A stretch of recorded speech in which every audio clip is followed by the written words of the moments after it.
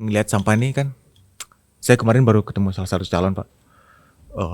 Lagi-lagi yang diusung gitu ya untuk menyelesaikan itu adalah dengan segera selesai TPA atau TPAS Legok Nangka gitu ya, untuk nanti dirubah jadi listrik gitu kalau nggak salah, waste to energy. Kalau Pak Denny ngelihatnya gimana Pak?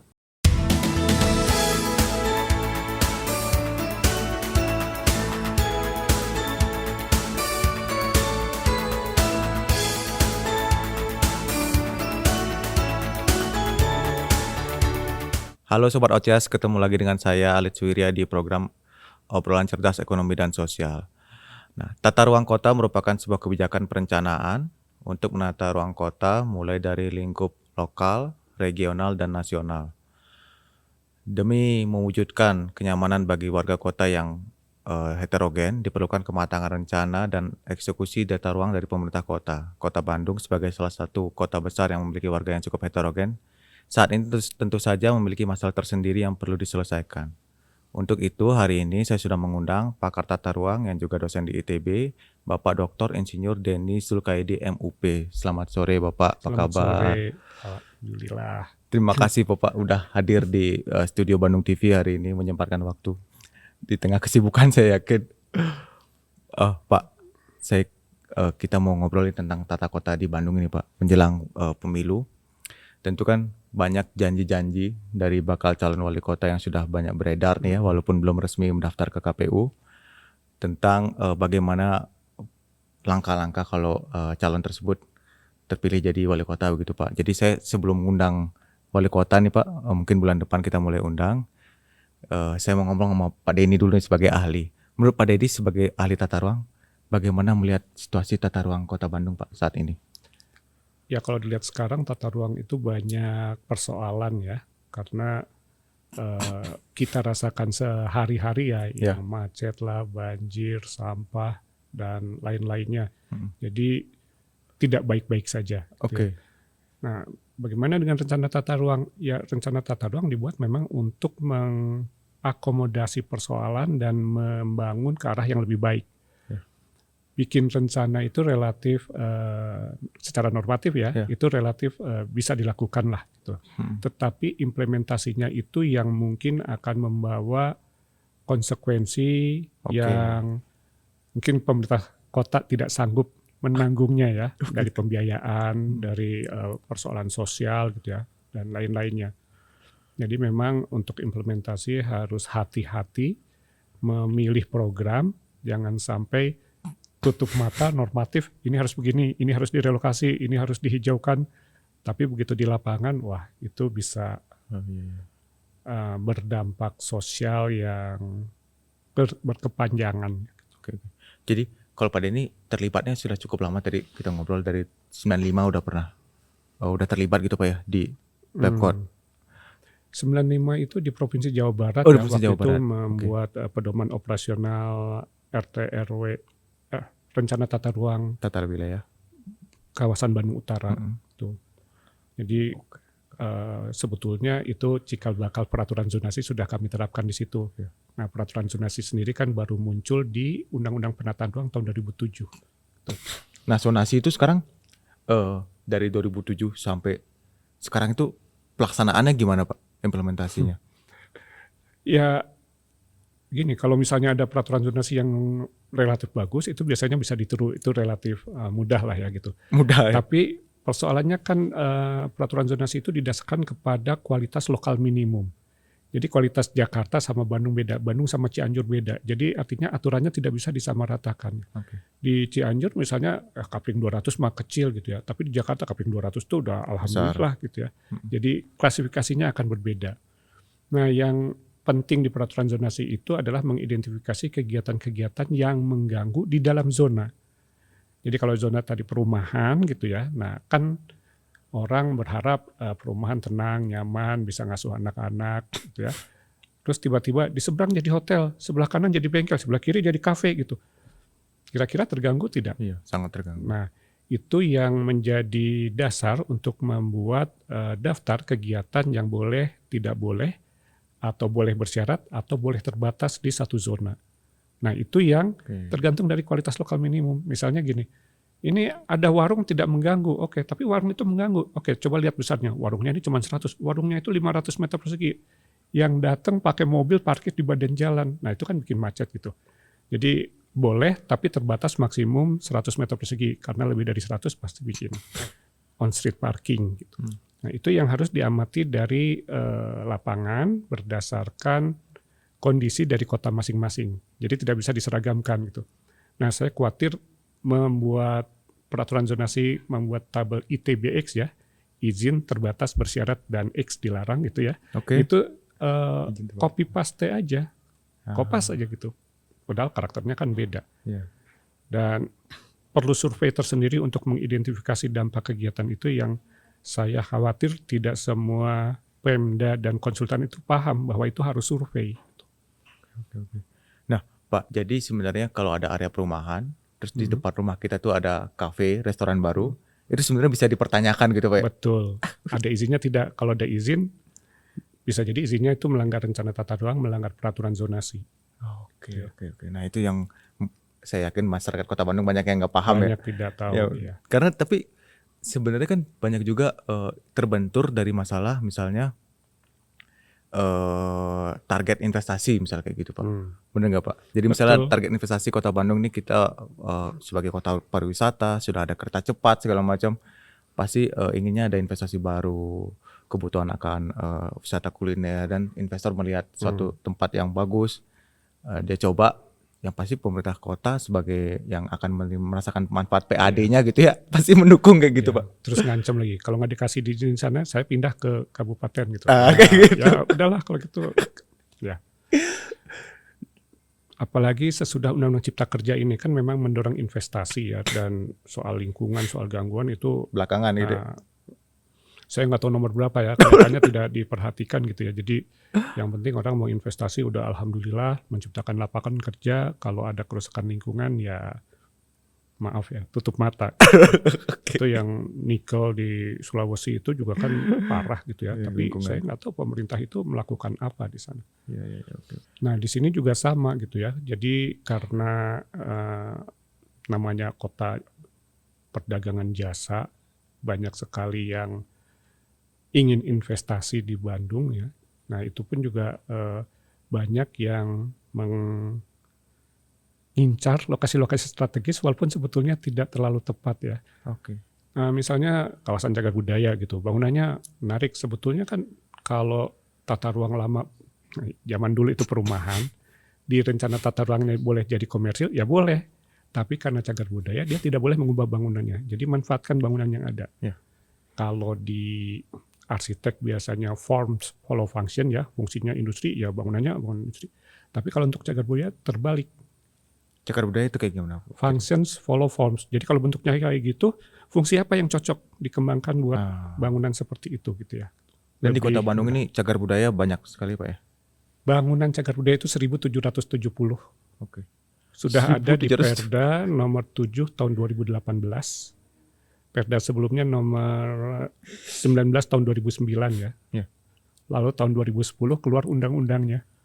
Baru direvisi tahun 2018. Gitu. Jadi disesuaikan dengan undang-undang. Iya. Jadi Perda di Kota Bandung itu keluar sebelum undang-undang cagar undang-undang. budaya 2010. Jadi mendahului lah ya nih Iya. perdanya. Nah, Pak, kalau bangunan cagar budaya ini sebelum kita ngomongin ke masalah lingkungan Kota Bandung gitu, Pak ya. Cagar budaya di Kota Bandung ini kan tadi ada 1.700 sekian 70 bangunan ya kan. bangunan ya, Pak. Yang bisa masuk ke cagar budaya itu apa aja, Pak? Ada 5 ya. Yang satu kita tidak masukkan, benda cagar budaya, keris dan segala macam. Wah, udah kita lepas lah itu ya. Kita nggak ada ahli keris, ahli keramik dan seterusnya. Oke. Ada bangunan cagar budaya, ada situs cagar budaya, ada struktur cagar budaya, dan ada kawasan cagar budaya. Jadi 4 ini, yang 5, yang kelima tadi yang benda kita lepas lah, bukan nggak punya keahlian itu ya di tim ahli cagar budaya Kota Bandung. Oh, jadi untuk menentukan ini apakah ini adalah cagar budaya apa enggak, itu ada tim yang menilai dulu gitu, Pak? Iya. Oke. Nah, benefit kalau itu jadi cagar budaya atau enggak untuk owner si building apa, Pak? Atau malah dia rugi? Gini, sebetulnya kan kalau mereka punya bangunan yang ditetapkan sebagai cagar budaya, mereka kan harus memelihara, wajib gitu ya. Nah, itu kan Nah. capek juga dia. Pemerintah itu bisa memberikan subsidi. Jadi mereka bayar pajak normal, lalu pemerintah memberikan subsidi. Oke. Nah, Perda ini memotong, nggak usah bayar Bayar pajak PBB penuh. PBB-nya oke. dipotong 70% untuk bangunan golongan A, 60% golongan B, dan 50% untuk golongan C. Oke. Nah, syaratnya apa? Satu, umur pasti lebih dari 50 tahun. Lalu ada catatan lainnya ya, apakah dia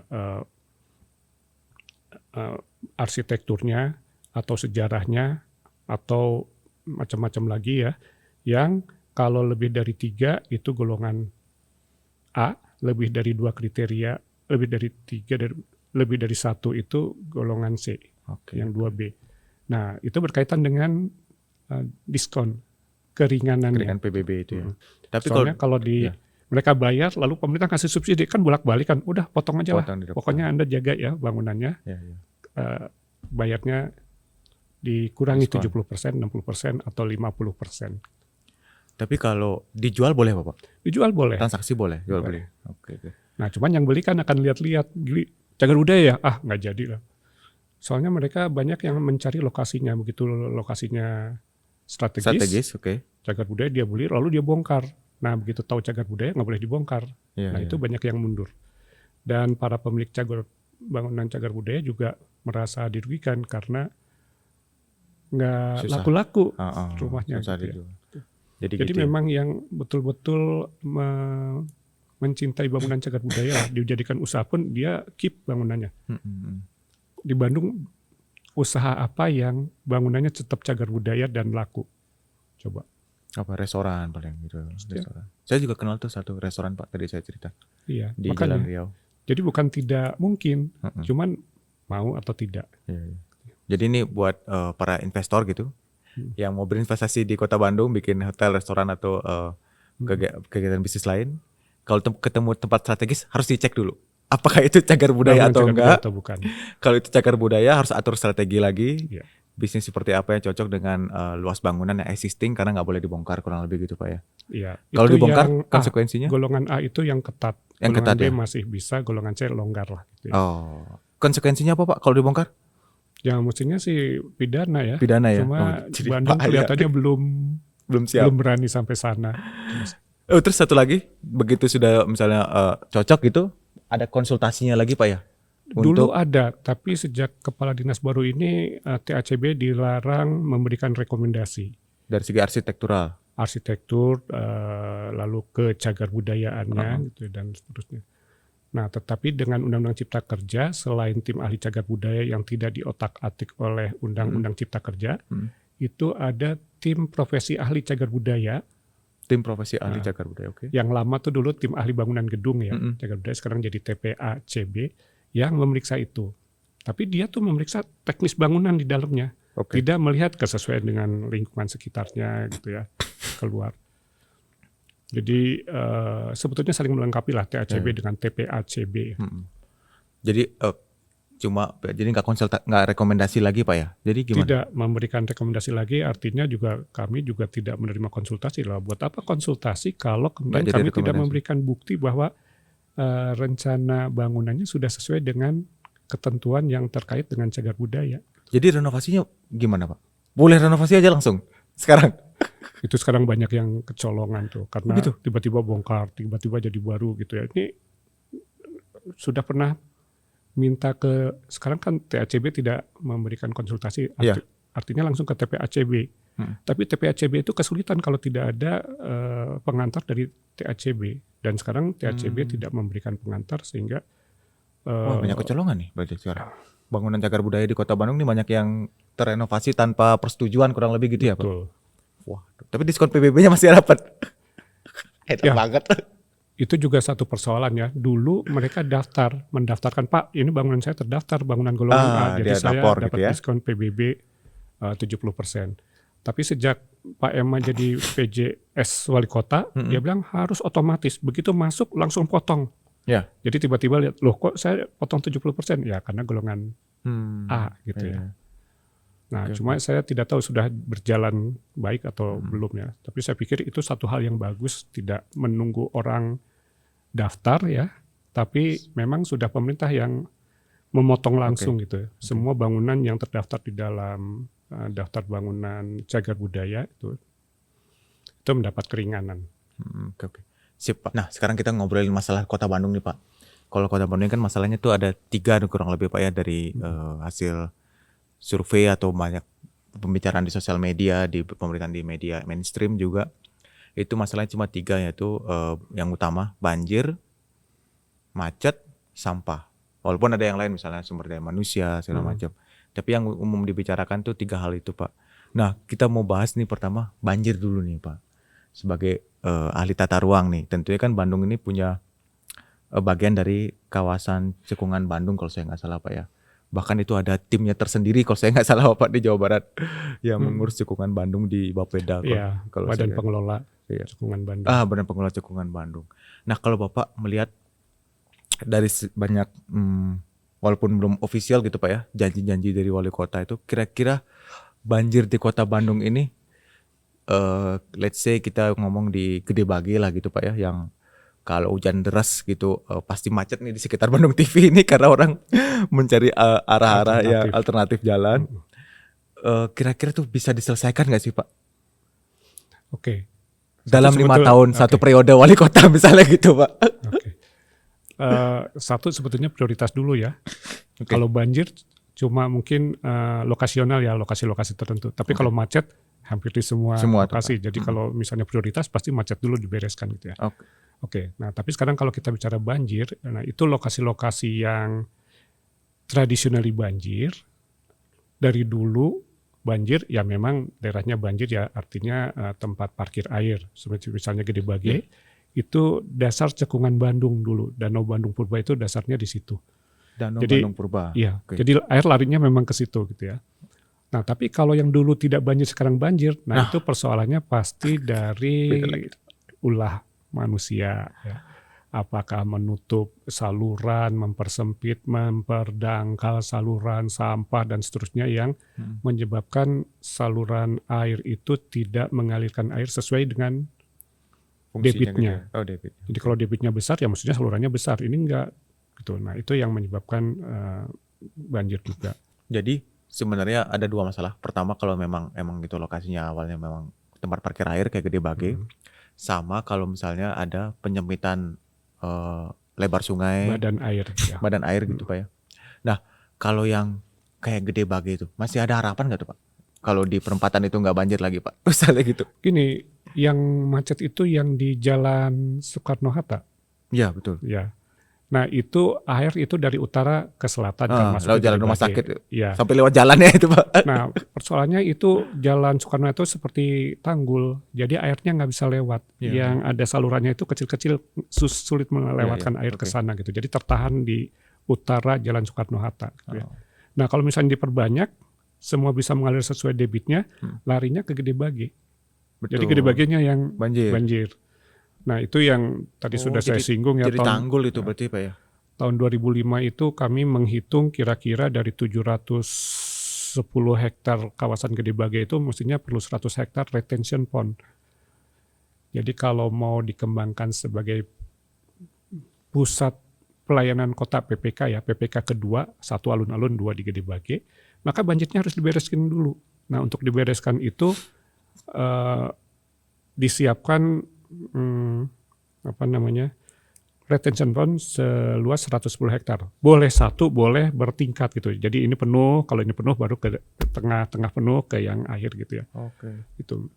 Tapi sekarang tidak terorganisasi ya. Jadi masing-masing menyelesaikan banjirnya sendiri. Kalau nggak salah Sumarekon itu kan menimbun aja gitu ya. Jadi dia nggak banjir. Nah, kiri kanannya ya kena ya. Kena dampaknya. Nah, itu yang harusnya ditangani oleh pemerintah sebetulnya. Kami sudah sampaikan 2005 sampai dengan mengusulkan badan pengelola. Tapi kan tidak terwujud ya.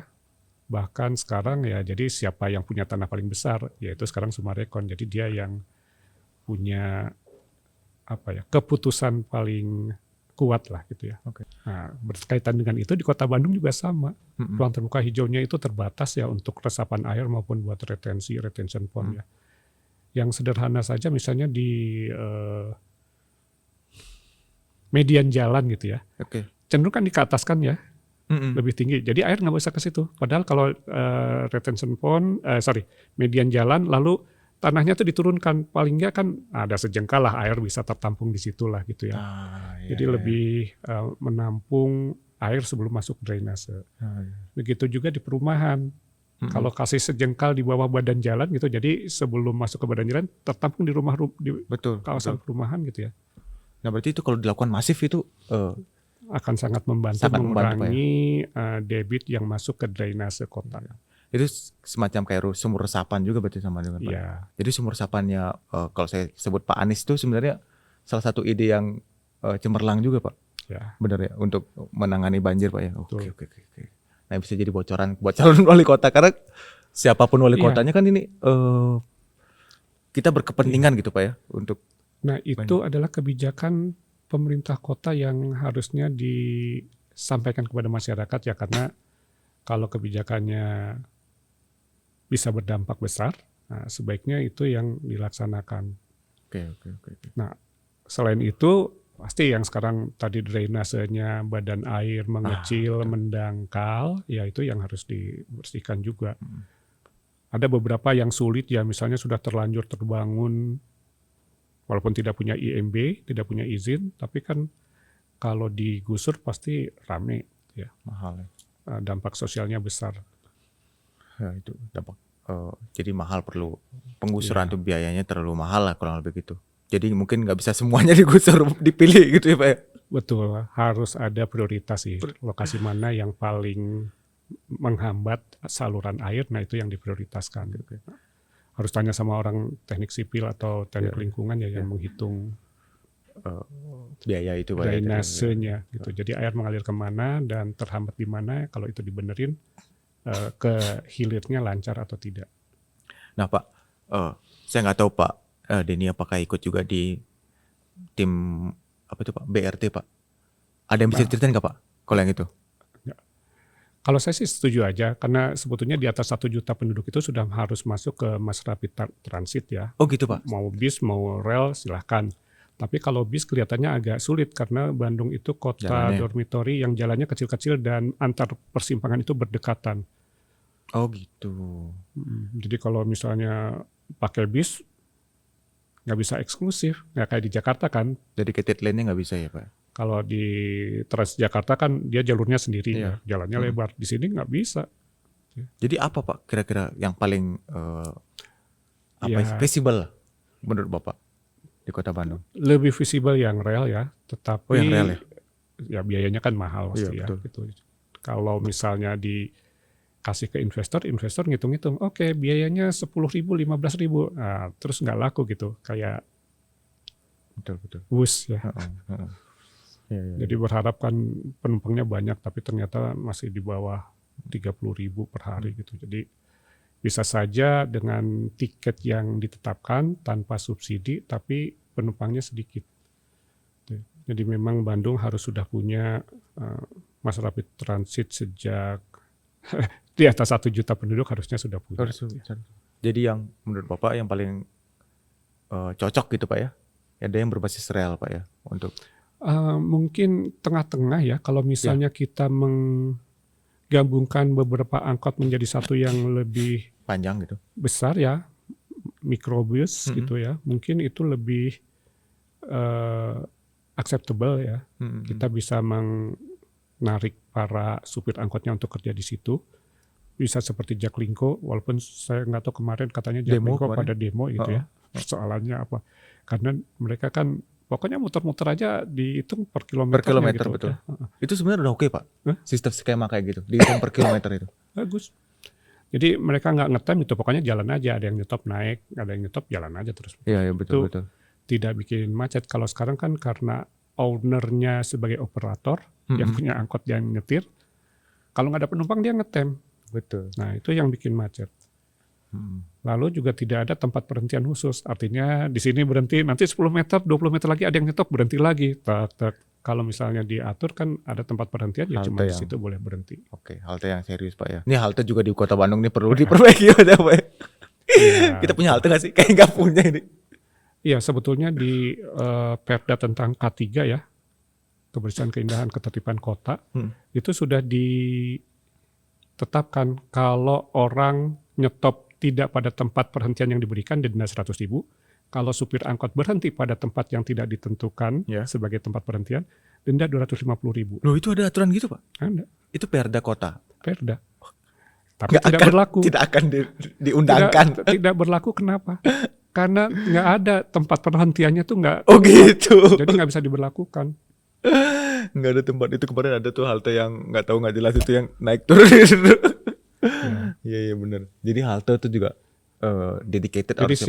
syaratnya tidak dipenuhi untuk bisa memberlakukan Mm-mm. aturan itu. Oh syaratnya tidak dipenuhi. Iya. Jadi kalau ditanya, jadi tempat perhentiannya di mana? Tanya supir angkot itu. Pemdanya nggak bisa jawab. Benar juga ya. Jadi ya susah, tidak bisa diterapkan sanksinya. Oke. Satu lagi Pak tentang sampah nih. Kalau Pak Denny ngelihat sampah ini kan, saya kemarin baru ketemu salah satu calon Pak. Lagi-lagi yang diusung gitu ya untuk menyelesaikan itu adalah dengan segera selesai TPA atau TPAS Legok Nangka gitu ya. Untuk nanti dirubah jadi listrik gitu kalau nggak salah waste to energy. Kalau Pak Denny ngelihatnya gimana Pak? Ya memang sudah harus ditangani secara lebih modern ya, tidak lagi dengan pendekatan yang dulu tuh sanitary landfill itu udah nggak zaman lagi lah, Iya, kita bener. tidak punya tempat lagi ya. Tapi waste to energy itu oke. Sebetulnya dulu zaman Pak Dada itu sudah pernah ya. ada rencana TPAS ya, Dari Gajah tempat kalau saya- pengolahan sampah, saya lupa namanya ya, di Arca Manik di sini. Oh di sini ada Pak? Atau sorry di Gede Bage, di Gede Bage. Bagi ya? Oh iya benar Tapi Gede Bage, Pak, benar. masyarakatnya menolak karena Ya. truk sampahnya tiap hari lewat depan rumah gitu kan. Yes, Jadi mereka tidak ingin terganggu oleh angkutan sampah. Karena angkutan sampah kita kan tahu aja kan terbuka, Ya, benar. listriknya berceceran kemana-mana. Yang kalau kelindas ban mobil masuk ke garasi itu Masih garasinya bau Benar. berapa hari gitu ya. Nah, lain di luar negeri kan ini tertutup gitu ya dan tidak bocor. Nah, kemudian juga memang harus mulai dari rumah itu pemisahan sampah organik non organiknya. Kalau mungkin dimulai dari rumah kemudian ditangani dengan konsisten ya.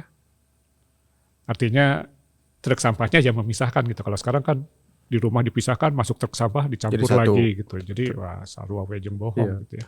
Kecuali botol plastik mungkin dipisahin sama dia. Ya. Oh pakai truk sampahnya. Itu yang memang harus dikembangkan ya. Nah, sebetulnya pemerintah bisa menawarkan ya kepada investor yang berani menangani itu dengan berbagai insentifnya. Dulu kalau misalnya yang di Gede Bage itu jadi, sebetulnya dia hanya menangani 1/4 sampah Kota Bandung, 500-an ton per hari. ya. Jadi perlu 4. Nah, itu yang disebar di timur, Gede Bage, di barat, di utara, di selatan. Nah, itu yang mestinya bisa mengurangi ya. Di Jawa Tengah siapa? Banyumas apa ya? Oh ya yang udah yang jadi percontohan Percontohan ya. ke seluruh Indonesia katanya ke sana betul. ya. Banyumas kalau Itu saya. kan yang bisa ditiru lah dan best practice ya. Oke. Itu di Banyumas tuh jadi energi juga Pak?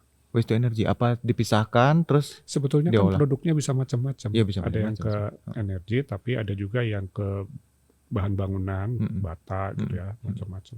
Oke. Ada yang memang di recycle, ada pula yang jadi bahan untuk industri rumahan lah ya, Iya, untuk macam-macam. Nah, kalau menurut Pak Denny nih dari 3 masalah itu sebagai seorang ahli, yang paling visible untuk segera diselesaikan itu yang mana Pak? Banjir, sampah, apa macet Pak? Kalau tadi yang paling menyeluruh itu macet ya, banjir itu lokasional. Artinya Lokasional, kalau betul. misalnya mau menangani ya mungkin banjir dulu. Banjir dulu berapa? Tapi kan yang jadi persoalan kan lebih merata macetnya kan. Iya. Sampah juga sama gitu. Banjir juga kalau musim hujan aja, kalau musim kering nggak ada banjir. Betul. Jadi memang kira-kira harus merata penanganannya walaupun hasilnya tidak harus sama ya. Jadi banjir bisa selesai 5 tahun, tapi yang transportasi ya kita baru basicnya saja, yang sampah baru menangani 2 misalnya TPAS ya. TPAS apa sih namanya? Tempat pengolahan sampah terpadu TPST apa? TPST. Apa Nah, sih, Pak? yang jadi waste to energy itu. Oh, yang di Lukon Nangka. Masih lama itu, Pak. Legok nangka itu waste to energy. Katanya bener, Pak. Udah ada kontrak sama apa gitu kemarin saya dengar. Iya. Salah satu calon wali Nah, kota bicara. cuma sebetulnya yang bagus itu justru di dalam kota ya, artinya Oh, udah dalam kota dicapai. Kalau harus keluar kota kan Bener. tetap aja transportnya susah, apalagi sekarang kan di TPA-nya itu suka ngantri kan, truknya, kasihan tuh tukang sampah, truk sampah itu ya, Banyak nunggu menghirup bisa sehari 2 hari gitu ya. Banyak kena virus, bakteri juga ya. Karena kalau terlalu lama dia jam kerjanya. Nah, makanya kita bisa belajar di luar negeri itu sebetulnya itu di perumahan juga bisa dilakukan tanpa menimbulkan bau keluar. Tinggal mau belajar nggak, biasanya kalau studi banding terus balik ke sini tidak diterapkan gitu. Oke. Jadi sampah itu bisa diselesaikan Ya bertahap. Kalau banjir itu lokasional, tapi lebih ringan, lebih ringan lah gitu, Pak ya sebenarnya. Asalkan, tapi tentu implementasi nggak mudah juga, Pak ya. Nggak mudah. Pasti satu soal Di atas kertas biaya, mungkin ringan, Pak ya. kedua konstruksinya, ketiga dampaknya. Begitu konstruksinya harus begini, sekian orang harus direlokasi. Relokasi. Nah, belum tentu. Nah, itu ada ahlinya sendiri lah ya, dari teknik oke. sipil, sumber daya air yang bisa menghitung sebetulnya untuk menangani itu berapa perlu resapan, berapa lebar badan air atau drainasenya. Oh, resapannya juga bisa dihitung, Pak ya, berapa Iya. perlunya. Oke. Jadi kalau ada yang janji 5 tahun saya beresin semua, menurut Pak Denny gimana? Apatis. Tapi hebat kalau bisa. Kalau bisa. Tapi kalau yang transport kayaknya nggak mungkin, Pak ya, 5 tahun ada rel. Itu masih jauh sulit, ya. ya. Masih sulit ya itu. Apalagi kalau pakai rel ya. Iya. Paling bus sama halte itu. Soalnya sudah bertahun-tahun mencari investor pun tidak dapat ya, dari Prancis, dari Cina itu ternyata zaman Pak Emil pun juga kan tidak berhasil ya menarik itu. Jawa Barat punya sendiri calon, Bandung punya sendiri. Padahal kalau kita lihat yang namanya transportasi itu tidak internal kota Bandung, tapi cekungan Bandung. Artinya daripada Larang ke Bandung ke Betul. Cicalengka ke Tanjung Sari gitu ya bisa. Jadi timur barat, utara selatan dari Lembang sampai Ciwidey, lalu yang tengahnya tuh sirkuler. Nah, titik-titiknya itu yang kemudian jadi TOD, Transit Oriented Development. Tapi masih belum, investornya masih susah sekali, Pak ya. Ya, Karena balik modalnya kayaknya nggak tahu kapan itu. ya saya bukan orang transport, jadi saya tidak tahu ininya apa namanya calonnya dan perhitungannya seperti apa ya. Mungkin tanya Anda nih. Oke. Sip. Gitu aja, Pak. Kayak pembicaraan hari ini. Makasih banget sudah makasih banyak sudah hadir di Studio Bandung TV. Semoga ini banyak ngasih insight buat masyarakat Kota Bandung terkait bagaimana pemecahan masalah di Kota Bandung ini. Kalau ada nanti yang punya janji-janji bakal calon wali kota, mungkin bisa dibandingkan dengan pendapat Pak Denny sebagai ahli, yang mana sinkron, visibilitasnya kayak seperti apa, kan gitu Pak Denny ya, kurang lebih. Ada yang mau disampaikan nggak Pak buat masyarakat Kota Bandung, khususnya dalam hal menyikapi janji-janji bakal calon wali kota? Ya, janji itu harus dikejar sampai ke yang rinci ya. Jadi tidak bisa cuma bilang Bandung perlu perubahan. Oke, perubahannya apa dan akan jadi seperti apa gitu. Jadi harus clear. Jangan puas di jargon tapi operasionalisasinya atau programnya tidak clear. Sip. Dan memang jangan terlalu berharap bahwa semua persoalan bisa selesai dalam satu periode wali kota ya. Tapi kita lihat program-program yang ditawarkan itu berdampak seberapa besar terhadap kenyamanan kota. Makasih banyak Pak Denny. Sekian dulu dari kami. Sampai ketemu lagi di episode selanjutnya. See you.